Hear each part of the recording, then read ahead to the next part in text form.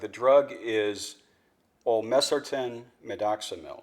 That's the actual name of the drug. It's sold under the trade names Benicar HCT, Azor, and Tribenzor. The drug is manufactured by a global pharmaceutical company, Daiichi Sankyo.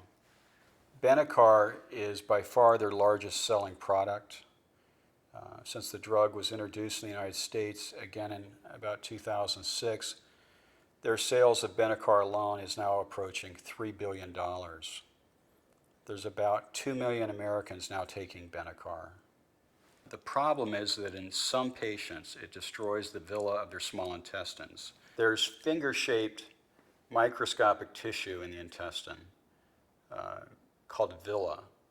The villi enables the small intestine to absorb food through the epithelial wall of the intestine. Benicar, over time, causes the villi to atrophy and eventually be destroyed, and then food is no longer absorbed. Patients that have this complication are seen by doctors who frequently suspect the patient has celiac sprue.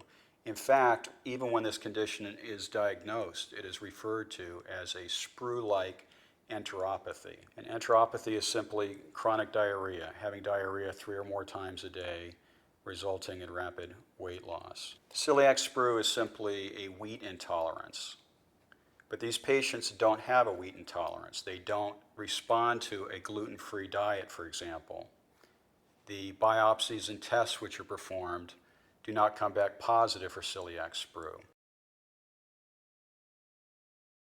The hallmark symptom is chronic diarrhea.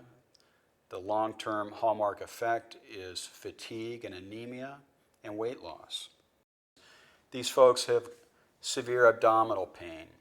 They have nausea and vomiting, severe dehydration, orthopedic injuries, neurological problems, etc. The worst part of this story for a lot of patients is the not knowing. They endure endless tests. They typically endure a restrictive diet, which ultimately turns out to be completely unnecessary. They typically endure invasive testing, colonoscopies, endoscopies, etc. They typically go from expert to expert, specialist to specialist, sequential hospitalizations, before the problem is eventually and ultimately diagnosed as being Benicar. And why does that happen? It's really not the fault of the gastroenterologist or the cardiologist or the primary care physician or the nurse practitioner or the patient. It's because this is not a well-known complication, even though it's a very well-known, widely prescribed drug. It's because it's hard to diagnose, because the symptoms take a long time to present themselves. They don't go away. When you stop taking the Benicar right away, it takes a while for the villi to recover. So the long, slow, nefarious onset and the long recovery time that's necessary is really the reason why these folks aren't properly diagnosed.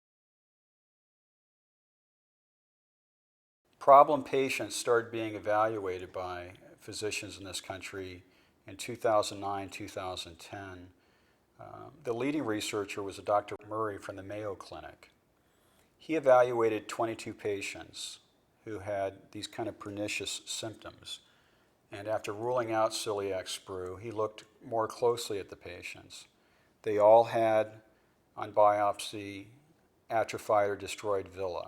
They all had profound diarrhea, dehydration issues. 14 of the patients had problems that were serious enough to require hospitalization. And what Dr. Murray finally figured out, what they all had in common, is they were taking Benicar. There's one additional American study. It's from the 2014 Digestive Liver Disease Journal, and it really echoes completely Dr. Murray's study. Both of these studies, although small, suggest the problem is much more widespread than originally believed. There is one large study that suggests that, and that's a 2007 to 2012 study performed at the University of Paris in conjunction with the French National Health Insurance Fund, where they tracked 4.5 million people who were taking Benicar over that period of time. And they found with great specificity a fantastically high risk of this sprue-like enteropathy occurring in this patient population. Let me tell you what they found. They found that in the first year, 2.6 patients out of 100,000 would have serious sprue-like enteropathy. That more than doubled in the second year. It would go to 6.7 patients per 100,000. And if you took the drug for more than 2 years, then the number of patients increased another third to 8.9 patients per 100,000. It's important to consider those statistics in juxtaposition to the safer hypertension medications that are available, the ACE inhibitors. The likelihood of villi atrophy or destruction in that patient population is less than 1 patient in 100,000. It's 0.09 patients per 100,000. The FDA history of Benicar is interesting. In 2006, the FDA sanctioned the manufacturer for inadequate clinical trials and falsely representing the efficacy of the drug.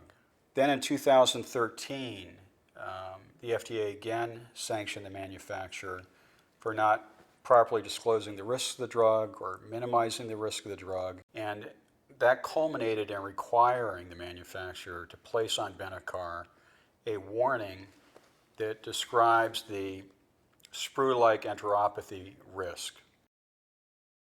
Benicar continues to be prescribed by cardiologists, primary care physicians, nurse practitioners. It continues to be sold just as before the FDA warning.